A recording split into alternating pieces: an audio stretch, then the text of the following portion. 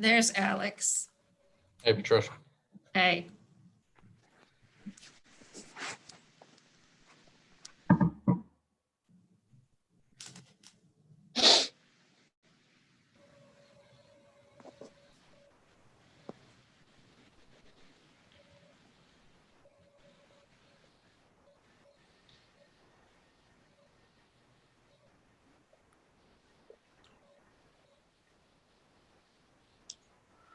This is Dwayne and IT again.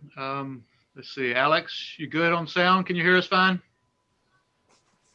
I can, yes. All right, just want to let everybody know the recording has started and we are streaming live on YouTube.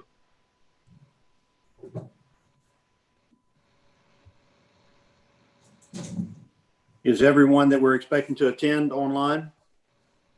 No, we are missing one of our school representatives. I'm going to step out quickly to call her. And then when I get back, we will start. Okay, we'll wait.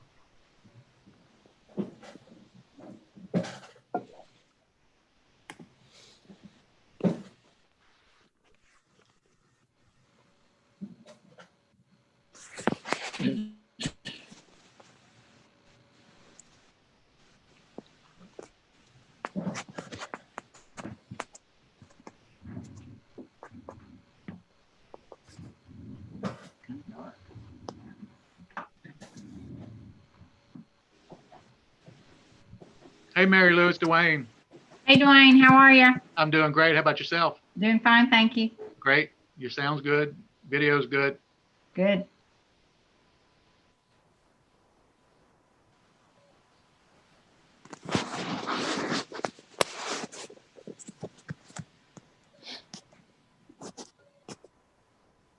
Dwayne, is my video and sound okay? Because I'm not at home. Yeah, you're good. Okay. Yeah, Okay, good. picture's good, sounds good. Okay, good. Thank you. I hope I'll be okay through the whole meeting. So, Yeah, you seem to have a good signal. It seems to be Okay, fine. good. No freezing, no lagging. Everything looks good. okay, great. Thank you. You're welcome.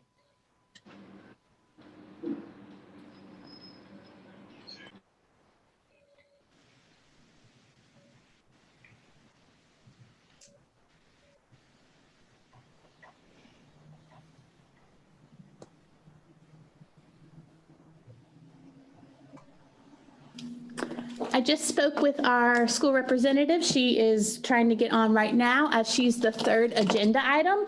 We can go ahead and get started and IT should get her situated by the time we get down to her. Wonderful, wonderful. Welcome, everyone. Thank you. Thank everybody for being here. Before we get started and call the meeting to order, I'd like to just read a little script here to cover the being of where we are going via virtual meeting. So as always, our meeting is being streamed online, so be mindful of that. We're each asked to keep ourselves on mute during the meeting. Please physically raise your hand if you have a comment or question. If you're not recognized, take your device off of mute and make sure that you're recognized. Give your device just a minute to log on before you start asking your questions or comments. Once you've made your comments, please put it back on mute so that we can avoid any background noise. If you have trouble with your technology at any point, you should contact James. His phone number was on the first page of the agenda. Please give him a call. We will conduct a roll call for each vote for each item so that when your name is called, please be prepared to unmute and verbally have your vote recorded. Pursuant to the notice and instructions for this virtual meeting that were posted along with the agenda, the commission identified 3 ways to submit public comment on any of the items being considered today. The first 2 methods were via email at the address provided or by comment card at the web address provided. Comments submitted during either of these two methods were due by Friday PM yesterday, 5 PM yesterday. The commission did not receive any written comments. The commission is also prepared to receive public comment by phone or email today during this meeting. The conference telephone number to call is 877-848-7030. Again, that's 877-848-7030. The participant PIN number is 339-6187. Again, that's 339-6187. Public comments can also be emailed to prop.schools@laregents.edu. Again, that's prop.schools@laregents.edu. Any public comments received will be read during the meeting by staff. You'll need to provide your name, the agenda item, and your general comment. Public comments are limited to 3 minutes per comment. With that, I'd like to go ahead and call the meeting to order. We'd like to start with our roll call, please. Absolutely. Melanie Amrine. Chris Broadwater. Sherry Despino. Here. James Doris. I'm here. Chair Fontenot. Here. Jada Lewis. Here. Carmen Million. Here. Mary Lou Potter. Here. Mr. Fontenot, we have a quorum. Wonderful, wonderful. Okay.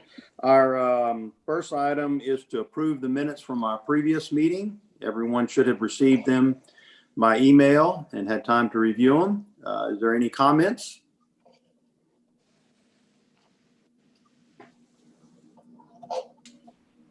Anyone care to move for approval of the minutes? I'll make Oh. a motion to approve. This is Sherry. We have a motion and a second. I think Mr. Doris should offer a second. Yes. Okay. Deborah? All right. I'll do a roll call for approval. Wonderful. Ms. Despino.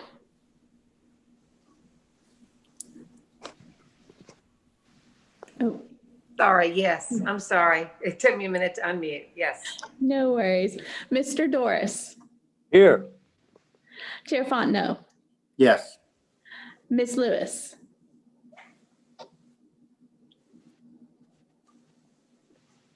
Did she jump off? She stepped away, looks like. Okay. Ms. Million Approve. and Ms. Potter. I'm sorry. Yes. All right. Wonderful.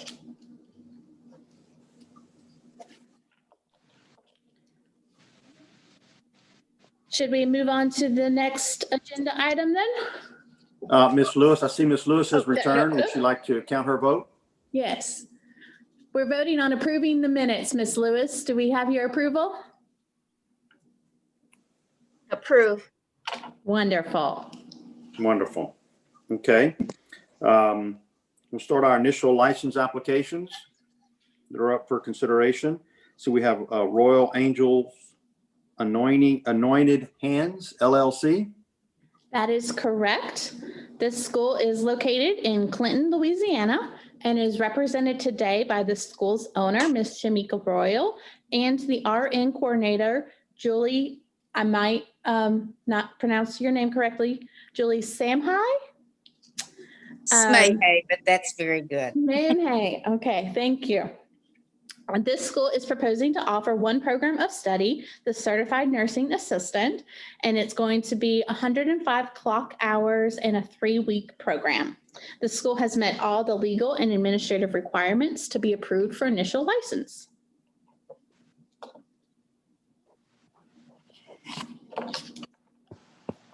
The commission is welcome to ask any questions of Ms. Royal and Julie. If you would, give us just a brief description of the school and what brought you to open the school up.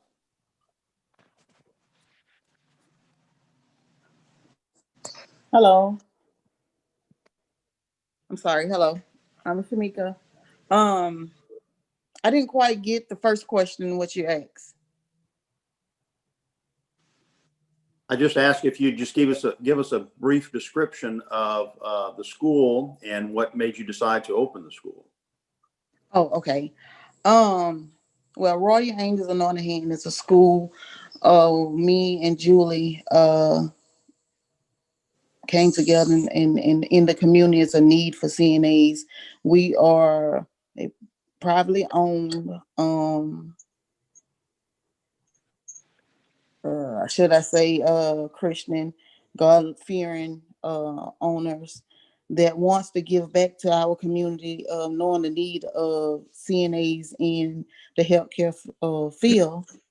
So, I mean, we just want to make sure that young adults can be able to provide for themselves and different things. I don't know if that answered some of the questions that you asked. I'm trying to answer your question without being nervous. This is my first time ever doing something like this. So I told Miss Jewel, I said, Miss Jewel, I'm so nervous. But I mean, it's a passion for us to do this and be a difference in our community. If I could just make one statement. Please. As a geriatric nurse practitioner recently moving to Louisiana 2 years ago and trying to do primary care for many of the geriatric patients that are currently in longer term institutions right now, it's very important, just in my experience, that much of the care and the information that comes to you comes from the CNAs, and there is a need to extend some of the knowledge that will help them understand why they're doing what they're doing and maybe what needs to be done, and just try to enhance the lives of some of these young ladies that are trying to get out and care for themselves and their families and be independent, and try to see that that might be a bridge actually to a more advanced education into the healthcare field, and just simply a way to serve both populations, caregivers and the patients. Thanks, Julie. This is James Doris. I would like to ask the owner just briefly describe the physical properties of the school, please. Would you do that, Shamika? How does it look? Where is it?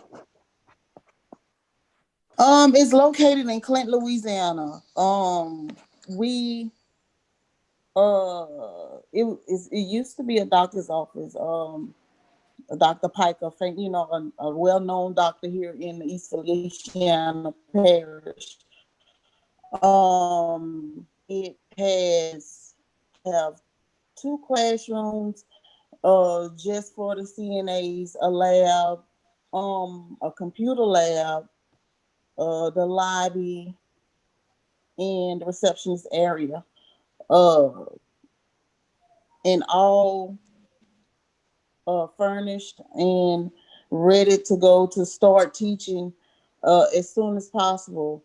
We are located in the middle of the Clinton area in East Feliciana. We're located in the town of Clinton, where there is, I want to say, about 4 nursing homes that are in need for CNAs, and that are really reaching out, asking, can someone start a program as soon as possible, because they have no staff.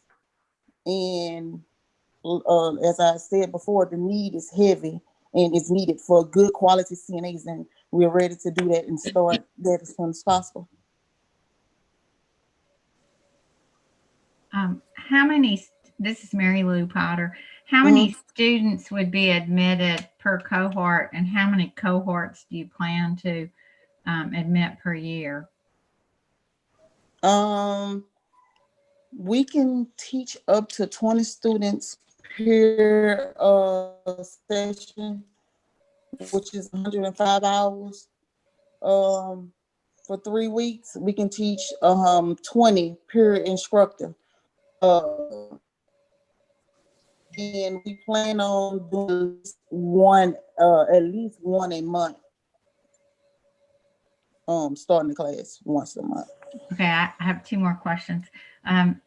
The information said that students had to be 17 years of age.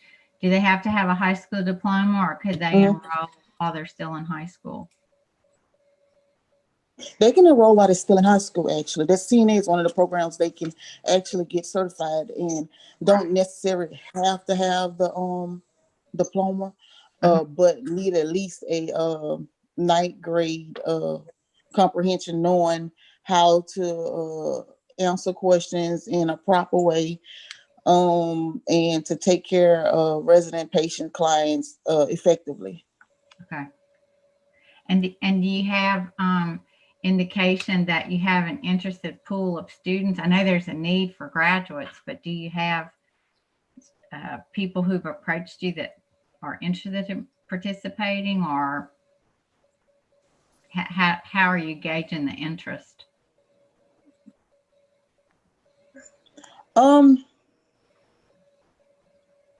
Well, I am a nurse and I work in a nursing home, and they come in, they call and they saying, do anyone have a CNA program? And Okay, they'll easily say, well, Miss Shamika, she's trying to start on it. So when I see that it's a potential student, I, explain to them that it is doable. I haven't just say advertised anything and done anything like that, but I do let them know that they can go back and get their education to get a certification. Okay, thank you very much. Yes, ma'am. James, I have a question. All right, Sherry, and I see Miss Jada, she had asked Nick, and Jada Sherry, can you go. want to ask first? Yeah, Jada, whoever. Quick question. What's going to be the price of your course? I think I missed that that answer if you said that. I didn't see that in the documents. No. Okay. No problem. The price is $1,000 for the course. And that includes them taking the certification test. That includes the book. That includes different things they would need to get through this course and start their first job. I do agree there's a need for the CNA, especially in rural areas. And I think it would be a good, opportunity for some of the young people, because I know the Department of Education has really been pushing some of these jumpstart pathways with different certifications. And I know CNA is one of those at the top of the list. So I would definitely, if you do decide to move forward, if we approve you, I would definitely try to collaborate with the local high school there for potential students. Okay, awesome. Sherry, I think Sherry had a question. Yes, I do. Kind of along the same line as Jada. Y'all talking about helping young ladies and giving them opportunities. What happens if they don't have the $1,000? Do you have some kind of plan in place that you would be able to help them? Yes, ma'am, we do.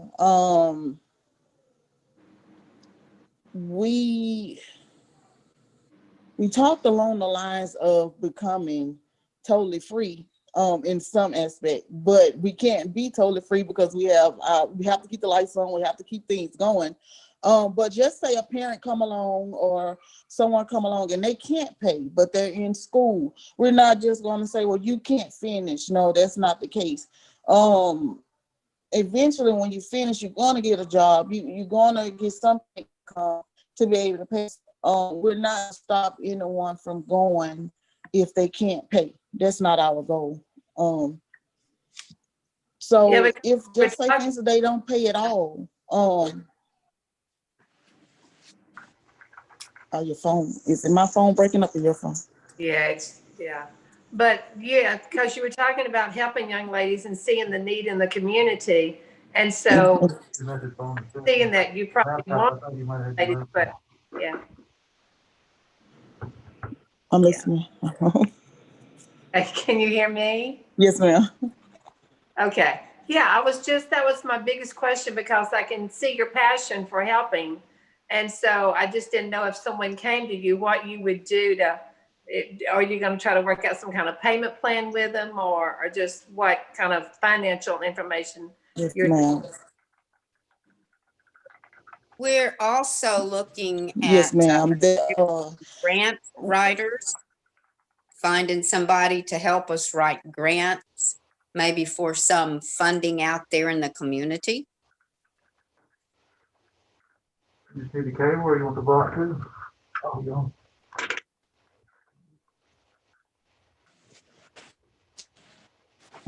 That's all I have, Jane.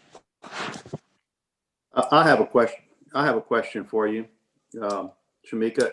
I noticed that on your financial statement, and I do realize that the business really hasn't started yet, and the statement basically is a little old, but you listed no real cash in it, and actually even had an overdraft charge in there. Tell me about, and I didn't, in your business plan, you didn't identify any cash flows or how many students you have or what your requirements are to just keep the lights on. Can you share with us what type of business plan you have to be able to make a living and still keep the school open? Yes, sir.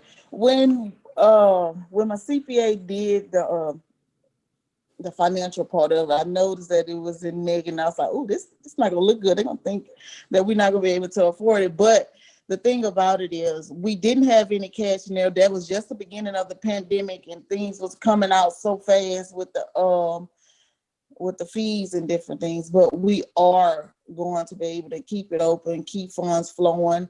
We are looking into different organizations like churches and certain companies that wants to put towards young women and men to better themselves. The student wise, right now I know of 20 students that are waiting for us to open because of the nursing homes fees. They're calling and asking, can you certify my housekeeper? Can you recertify my CNA that lost their license and certification? So I know that this would be good step in helping those nursing homes, not only just the nursing homes, but the hospitals. And yeah, we look kind of like little dry funds right now in the beginning, but it's when we start, it's going to pick up dramatically to continue.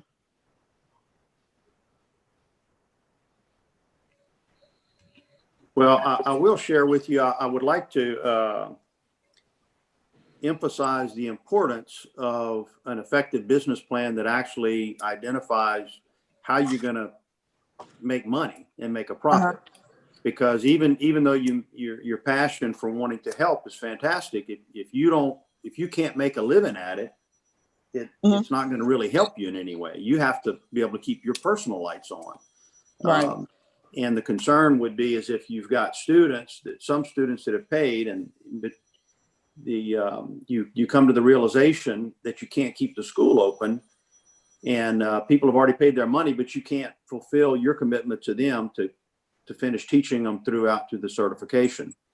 Do you have someone that you can go to for business assistance and financial assistance if need to make sure that the school while you're getting the school going and in difficult times that you're able to sustain it financially.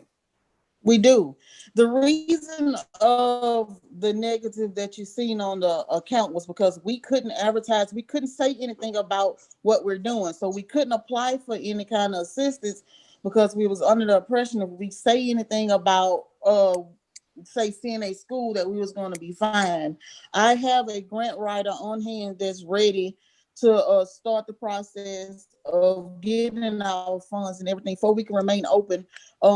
Over the 5-year curve that they say that a business, if you last over 5 years, that you'll keep going. But we are ready and financial stable to do that. So they wouldn't have a problem of, oh, we can't finish school because the school lights off. No.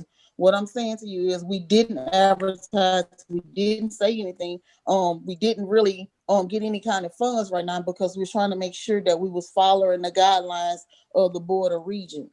But we are ready. We are secure. We do have finances. That is that was the account of the business. And by us not doing business, not depositing money into the account, that's why I was looking like that. Because of the pandemic, I kind of looked over it for a little while and it went into negative, but I had to get that done. And when I sent over the paperwork, that's why it showed negative. And I do apologize for that. Mary Lou, did I see you had a question? Yes, it was really a comment, but Ms. Royal, it's possible that a nursing home or a hospital would offer a scholarship / stipend to a student if they would commit to working there for a certain length of time after they completed the program. And I would also say that you should investigate through the Louisiana Office of Student Financial Aid whether there are any programs for which your students would be eligible, like TOPS equivalent or something like that, Pell Grant, something like that. Like, you ought to be able to find out some information there. And it's funny that you say that. I talked to someone from WIA and they said they couldn't do anything until I get an approval from the Board of Regents. So I have different grant programs that are ready. But I have to get those like from the Board of Regents, the LDH, and different ones before they can do anything. And one Jada? more stream, one more stream of income, Shamika. I talked about the Jumpstart pathway with the high schools. There's an allocation in the K-12 funding formula for Jumpstart. And so I would definitely, for additional revenues, I would definitely, I guess, suggest you work with the local high school to make sure your school is one of the Jumpstart pathways offered, and they can supply revenue to you through that MFP funding allocation, since CNA is one of the pathways as well. Now, when are you planning on starting this if you get approved? Is this a 6-month plan? Is this 2021? Like, what's the timeline on this? If I get approved, say for instance, if I get approved within this week, I want to start a class as soon as in November, so they can be able to be certified by Christmas and start working. I already have the lesson plan and everything worked out. I already have all that done. I'm just ready to be approved and to start.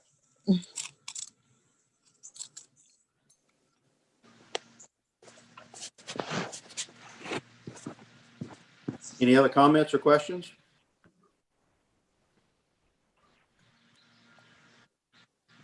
I move that we accept the application as presented. We have a motion. Do I hear a second?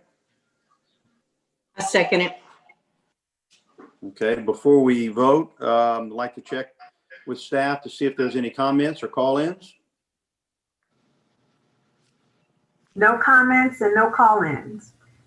Okay, could we have a roll call for vote? Absolutely. Oh, she got to cry. Sherry Despino,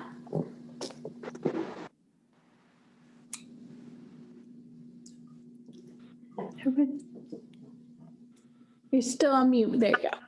Sorry, yes, I was. I'm sorry. I do not approve this. I just feel like there's not enough here on the business plan and the financial information. I'm sorry, but I'd really like to see you come back with more information to give to us before I can give an approval. Okay. Mr. Doris? Yes. Okay. Mr. Fontenot? No, I'm like Sherry. I would prefer to see a little bit more financial of an actual written business plan that's going to give a pathway to how she can run the business side of it. Okay. Ms. Lewis? Yes. Ms. Million? Yes. And Ms. Potter? Yes. That is a vote of 4-2. All right, that sounds like she's approved. Okay. All right, Ms. Royal and Julie, thank you for your time today, and I will be in touch after the meeting. Thank you. Thank you. And Ms. Thank Royal, congratulations, but I would like to encourage you to reach out to some people that can help you on the business side to write your business plan. So good luck. Okay, thank you. Mhm. I guess our next item is a change of ownership on Compass Career College. That is correct. And I see that Sarah Dugas was also available to join us. Compass Career College has been in Hammond, Louisiana for many years. Joining us today is Kristen Pfeiffer and Sarah Dugas, the co-owners. They have both worked for the college in its prior ownership. For many years. They offer 4 programs that are approved by the Board of Regents. That is a nurse aid training program that is 100 clock hours in 22 weeks, a medical billing and coding program that is 750 clock hours in 30 weeks, medical assistant, 750 clock hours in 30 weeks, and a pipe technician that is 738 clock hours in 30 weeks. Just for the commission's knowledge, they also offer an LPN program approved by a different board, as well as a cosmetology program also approved by a different board. They have met all the legal and administrative requirements to be approved for a change of ownership license. We'll open up to any questions from the commission. Any questions or comments? Mayor Lou? I was just wondering how the majority of your students in the medical assistant and the medical billing and coding program pay their tuition. Do they get loans or? I mean, it's not an insignificant amount of money to me. I'm just wondering how they pay for that.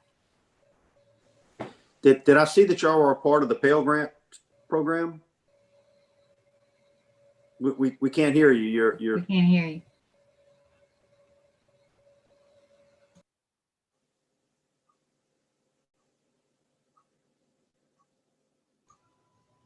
We still can't hear you, Ms. Dugas. Dugas, can you probably maybe unplug your microphone and plug it back in?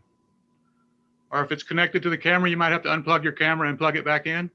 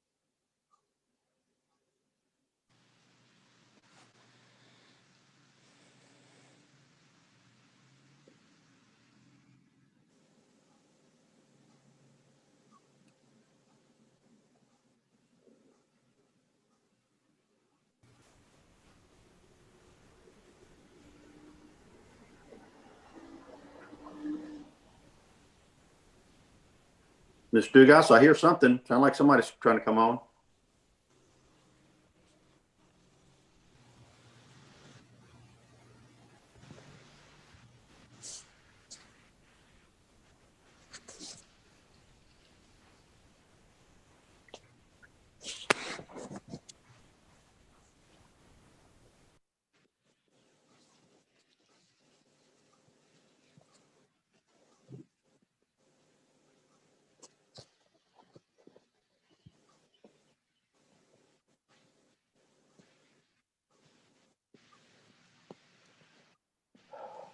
Ms. Pfeiffer, are you there? Can you hear us and speak to us? I'm just checking on that while we're waiting for Ms. Dugas.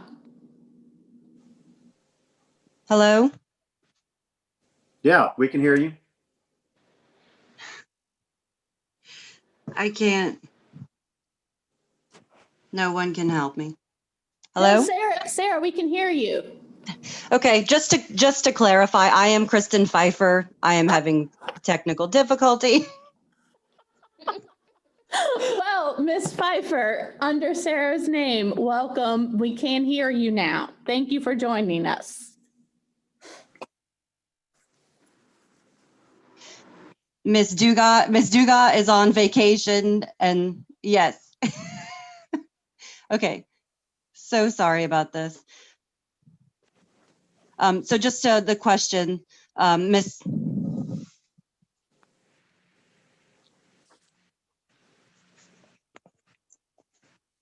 Hello, we lost you. We lost your audio.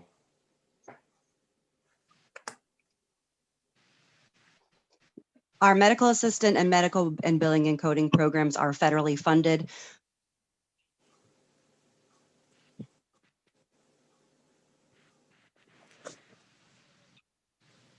I think we caught part of your answer, Ms. Dugas, but not the whole. You kind of broke up in the middle of your comment. Can you hear me now? Yeah. Yeah. I'm sorry. I called you Ms. Dugas, Ms. Pfeiffer. Are you Yes. there? Yes. You broke up in the middle of your response. You indicated that the programs were federally funded. Yes, sir. So our students do fill out the FAFSA application and apply for Pell Grants and student loans. We also do participate in the WIA program. So some of our students do apply through the Workforce Center to earn those grants as well. Great. Mary Lou, does that answer your question? Yes, thank you. Okay. Any other questions or comments?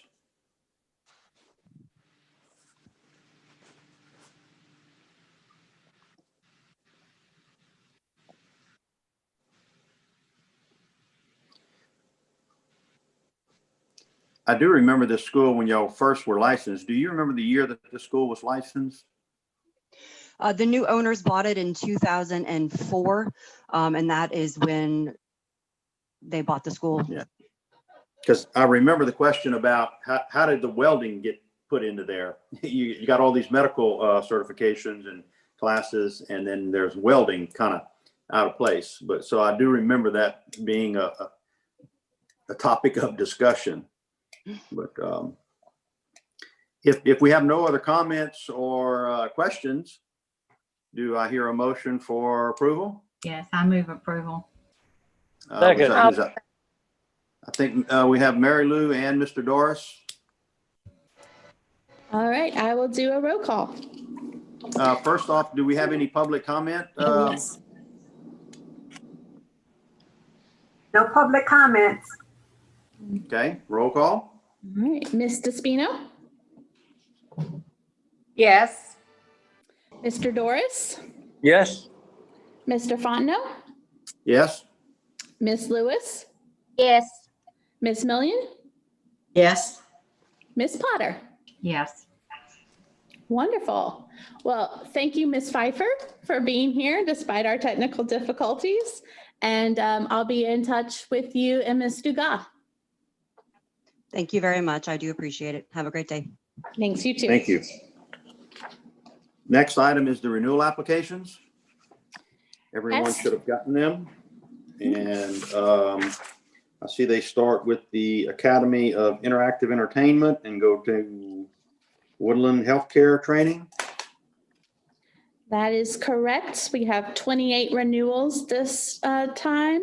We had one school, the Louisiana Dental Center School of Dental Assisting, which chose not to renew, and staff is in the process of getting those student records from the closed school. Now, isn't that that dental school, didn't there's several of them that they haven't renewed recently as well, that they're kind of reducing their total number? This is actually a privately owned under a dentist. The name is very similar to that group, but this was a separate school. Okay, thank you. Mhm. Do I hear a motion for approval of renewal? This is Sherry. I'll make a motion to approve. It's Corman, I'll second. A motion and a second. Do we need to check for any public comment? Right there. No public comments. Wonderful. Get a roll call? Absolutely. Ms. Despino, Yes. Mr. Doris, Yes, Mr. Fontenot, Yes. Ms. Lewis, Yes. Ms. Million, Yes. Ms. Potter. Yes. All right. You are approved. I think our next item is the program approvals update. We only had one amended program, but Holmes Healthcare, they changed their medical assistant program clock hours from 230 and upped it to 275.5. These are all approved by staff, so this is a consent agenda item for the commission's information. Okay, great.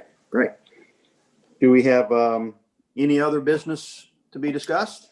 We have quite a few things. We will start with the news that Patricia Wilton will be leaving the Attorney General's office and is here today to introduce the Commission's Executive Council. Patricia, would you like to make the introduction? Yes, the new face that you see today is Alex Reinboth. He's one of our most experienced AAGs, and he's going to take over the role of the Education Section Chief here in the office. And as part of that, he will be your counsel going forward. And I know that he's going to enjoy working with you all as much as I have. Thanks, Patricia. Yeah, I'm really looking forward to working with everybody. Please just get in touch with me if y'all need anything, and I look forward to seeing y'all every other month. Well, welcome, Alex. We look forward to your legal guidance. And Patricia, we're going to miss you. I'll second that, Patricia. I'll miss seeing you. Well, thank you. I feel the same way, and it seems like 2020 is the year of quite unexpected events, and Yes. the universe put an opportunity in my path that was just a little too hard to resist, and so but it's very bittersweet because I have just loved working in the education field, and especially seeing you guys every couple of months. good luck. Well, good in luck. your Well, all the best. in future job. Absolutely Yes, good. All the best. Congratulations. Well, so we had that exciting news. We will, as you all said, miss Patricia and welcome Alex here. In addition, you guys have all received some emails and phone calls from the newest staff member, Jennifer Stevens. And then also to my left, you will see Megan Johnson. Christy Cron resigned just shortly after our last commission meeting, and we are lucky that Megan has joined us just last week in time for this commission meeting. So we're very excited to have her join the proprietary section. Welcome. Thanks. All right. So in addition, our last bit of other business is the approval of the dates for 2021. On a date list that was emailed out, it does have room 190 listed. I believe we will try and go back to in-person meetings in January, depending on how things continue. We will probably change the room, however, in order to choose a larger room to social distance. Is the board conference room y'all are in now big enough, you think, to accommodate? It might be, part of it will depend on each commission, how many new applicants we have. There is the possibility that in January, we will have 6 new applicants. If we have that many, we would need a much larger room. I have confidence that you'll figure it out for us. We will do what we can. All right. Does All right, anyone have- if we don't, I'm sorry, do you have any other items? That should do it. If we don't have any other items, we'll officially adjourn the meeting. I Thank would like to everybody make, I would like to make a comment, James. Please. Mr. Doris? I received the agenda and I received the minutes, but I did not receive the instructions on how to join the Zoom meeting until 8:30 this morning. That's unacceptable. Yes, Mr. Doris, I have become aware of that. I am working with IT. The meeting email did go out yesterday, the link to Zoom. So we believe that there might be a problem with some of the back end emails going to junk, something along those lines. So we are investigating that. So that will not happen again if we do have a Zoom meeting next time. I apologize for that confusion. Very good, thank you. And I hate to make a statement that I couldn't back up, but I don't see how it could possibly be a problem with my email address because I got 2 other emails from you. Mm-hmm. Yes, sir. We are investigating. We do understand. Unfortunately, technology is a wonderful tool that also can cause many different issues. So I, again, apologize for that difficulty. Okay, thank you. Also, I'm sorry, go ahead. I was going to say that Courtney and I spoke just right before the meeting, and I did encourage her to try to reach out to everyone prior to the Thursday or Friday prior to our Tuesday meeting to try to get at least a general count. So especially once we go back to in-person meetings and people traveling out of town and booking their calendars, hopefully we'll be able to have a better concentration on who will be at the meetings and when. And if we do have to continue them virtually, that'll give us also time to, if we need to do any checking up, or if somebody doesn't receive any emails, they'll have time to respond. So with that, I'll adjourn the meeting. Again, thank everybody for being here. Thank you. Thank you. Stay safe. Have a good Thanksgiving and nice holidays, everyone. Happy See y'all next holidays. year. Thank you.